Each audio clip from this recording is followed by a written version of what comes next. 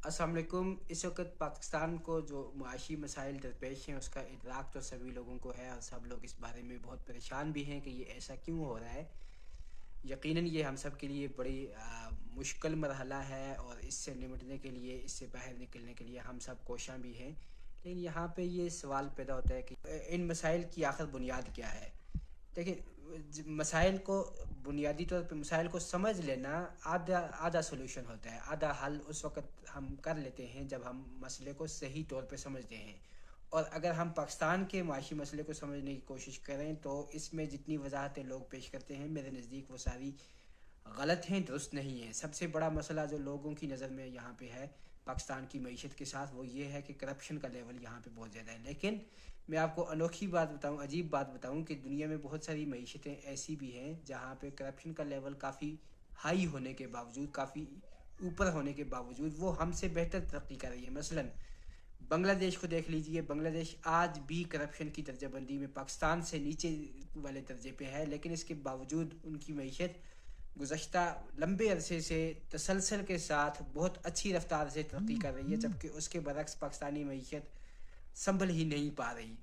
तो मसला ये मतलब ये कि ये वाज़े हुआ कि बुनियादी मसला करप्शन नहीं है बल्कि और कोई मसाइल हैं जिनकी वजह से हमें, यानी इसका ये मतलब नहीं, मैं ये यहाँ पे ये नहीं कहना चाहता कि करप्शन सिरे से कोई मसला है ही नहीं। करप्शन बिल्कुल एक मसला ज़रूर है, ये एक लानत है, इसके बहुत सारे नुकसान ज़रूर हैं।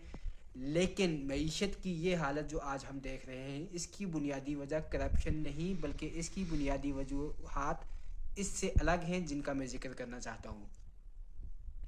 पाकिस्तान के मुआशी मसाइल की बुनियाद अगर मैं बयान करूँ तो मैं कहूँगा कि दो हैं। पहले नंबर पे सियासी समाजी अदम इस्तेहकाम और दूसरे नंबर पे हमारे रवैये। जैसा कि मैं आपको पहले बता चुका हूँ, दुनिया में बहुत सारे ममालिक ऐसे हैं जहाँ पे करप्शन पाकिस्तान के साथ तकरीबन बराबर या इससे भी ज़्यादा होने के बावजूद वो एक मुस्तहकम मईशत के तौर पे तरक्की कर रहे हैं, जिनमें बांग्लादेश और नाइजीरिया शामिल हैं। लेकिन इसके बरक्स आप एक भी मुल्क शायद ऐसा नहीं बता सकेंगे जहाँ पे अमन व अमान का मसला हो, जहाँ पे सियासी अदम इस्तेहकाम का मसला हो और उसके बावजूद उन्होंने तरक्की भी की हो। तो सियासी अदम इस्तेहकाम, पॉलिसियों के तसलसल का टूट जाना और बार बार हुकूमतों का तब्दील होना और किसी भी हुकूमत को काम ना करने देना, ये बुनियादी वजह है। इसको आप यूँ समझें जैसे आप कोई इमारत तामीर कर रहे हों। कुछ लोग हैं जो आपके सामने इमारत तामीर करना चाहते हैं। अब उनमें से किसकी इमारत का डिज़ाइन सबसे अच्छा है ये बात की बात है, लेकिन अगर आप किसी भी डिज़ाइन को मुकम्मल ही ना होने दें, उससे पहले ही आप इमारत का काम अधूरा छुड़वा के दूसरे इंजीनियर को प्रोजेक्ट दे दें, तो फिर कभी भी वो प्रोजेक्ट मुकम्मल नहीं होगा और आपको उसका जो आउटपुट है वहाँ से जो हासिल होना है वो हासिल नहीं हो सकेगा।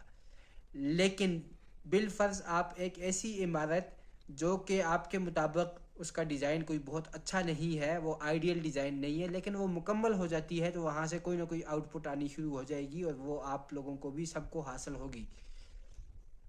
तो यही मसला है। सियासी अदम इस्तेहकाम जो है वो जब जब एक एक सियासतदान कोई पॉलिसी बनाता है, उस पर अमल करने की कोशिश करता है, दरमियान में कोई दूसरा आके इंटरफेयर करता है, उस पॉलिसी के तसलसल को तोड़ देता है, तो फिर कोई भी पॉलिसी अपने अंजाम तक नहीं पहुंच सकती।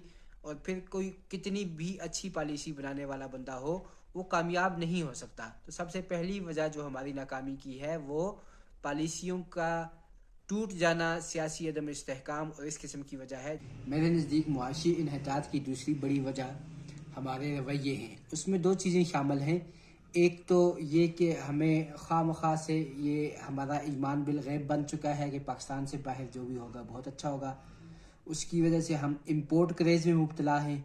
हमें अगर दो चीज़ें एक जैसी मिलती होंगी उनमें से हम हमेशा जो है इम्पोर्टेड चीज़ को पसंद करेंगे और ये रवैये हमारे लिए बहुत ज़्यादा नुकसानदेह हैं।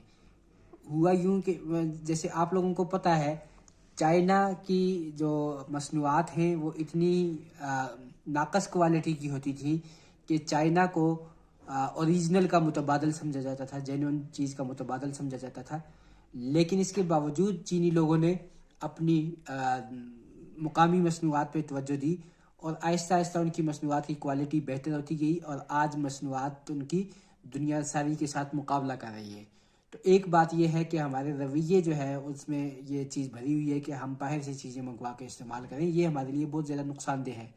دوسرا یہ ہے کہ ہم کاہل سست ہو چکے ہیں، ہمیں بابو ٹائپ مینٹیلٹی ہماری بن چکی ہے۔ ہم یہ چاہتے ہیں کہ ہمارے کالر گندے نہ ہوں، کاموں میں ہم پڑھنا نہیں چاہتے، کام محنت کرنا نہیں چاہتے، جس کی وجہ سے ہمارے لیے مسائل کھڑے ہو رہے ہیں۔ اب یہ دیکھیں اس وقت جو اقتصادی بحران ہمارے ساتھ درپیش ہے، اس کی بنیادی وجہ یہ ہے کہ ہماری برآمدات کی نسبت بہت کم ہے۔ اس وقت ہم جو ہے تقریباً $28 بلین کی برآمدات کر رہے ہیں، جبکہ ہماری درآمدات جو ہے وہ $70 بلین کے قریب ہیں۔ اب یہ برآمدات ہم کیا چیز درآمد کر رہے ہیں، ہم منگوا کیا رہے ہیں باہر سے کیا چیزیں منگوا رہے ہیں؟ آپ اس کی فہرست دیکھیں گے تو حیران ہو جائیں گے۔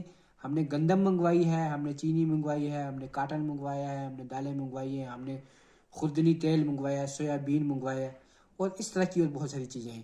یہ ساری وہ چیزیں ہیں جن میں پاکستان کسی زمانے میں، یعنی پاکستان کے اندر ان کی ٹیکنالوجی موجود ہے، پاکستان کے اندر ان کی مہارتیں موجود ہیں، پاکستان کے اندر مناسب آب و ہوا موجود ہے، سب چیز موجود ہے ان چیزوں کو پیدا کرنے کے لیے، لیکن اس کے باوجود ہم انہیں اس کوانٹٹی میں، اس مقدار میں پیدا نہیں کر پا رہے جس مقدار میں ہمیں یہ سب چیزیں چاہیے۔ تو یہ دوسرا بڑا مسئلہ ہے جس کی وجہ سے ہمارے لیے مسئلہ بنا ہوا ہے۔ اسی طرح آپ لوگ جانتے ہیں کہ ہماری درآمدات میں سب سے بڑا جو درآمدی آئٹم ہے وہ پیٹرول ہے، اور پیٹرول ایک ایسی چیز ہے جو یہاں پہ پاکستان میں پیدا نہیں ہو سکتی، لیکن اس کے متبادل تلاش کیے جا سکتے ہیں۔ مثلا میں آپ کو یہ بتاؤں، انڈونیشیا میں انہوں نے 9 ارب لیٹر 2019 میں انہوں نے 9 ارب لیٹر کا بایو ڈیزل پروڈیوس کیا، یعنی کہ ڈیزل انہوں نے پودوں پہ لگایا۔ کس طرح سے پودے ہیں جن سے کوئی فروٹ حاصل ہوتا ہے، اس فروٹ سے وہ لوگ ڈیزل ایکسٹریکٹ کر لیتے ہیں۔ تو اب یعنی یہ متبادل موجود ہیں، اگر آپ کے پاس اس طرح سے نہیں ملا تو آپ کے پاس مقامی متبادل موجود ہیں، آپ فیول کو ریپلیس کر سکتے ہیں تاکہ آپ اس کی ضرورت کم سے کم کر سکیں۔ اب پاکستان میں مثلا کیا آپشن موجود ہیں آپ کے پاس؟ پاکستان میں اس وقت 10 کروڑ کے قریب مویشی ہیں، اور یہ مویشی ہمیں صرف گوشت اور دودھ کی فارم میں فائدہ نہیں دیتے، بلکہ ان کا فائدہ ان کے فضلے کی شکل میں بھی ہے۔ ماہرین کا یہ اندازہ ہے کہ اگر آپ کے پاس 2 مویشی ہوں تو اس سے ایک گھر کا ایندھن پورا کیا جا سکتا ہے، اور بڑے پیمانے پہ جہاں پہ مویشی ہوں، فارم ہوں، وہاں سے آپ لوگ بجلی بنا سکتے ہیں، وہاں سے آپ لوگ باقی جو توانائی کی ضروریات ہیں وہ اس کے ذریعے پوری کر سکتے ہیں۔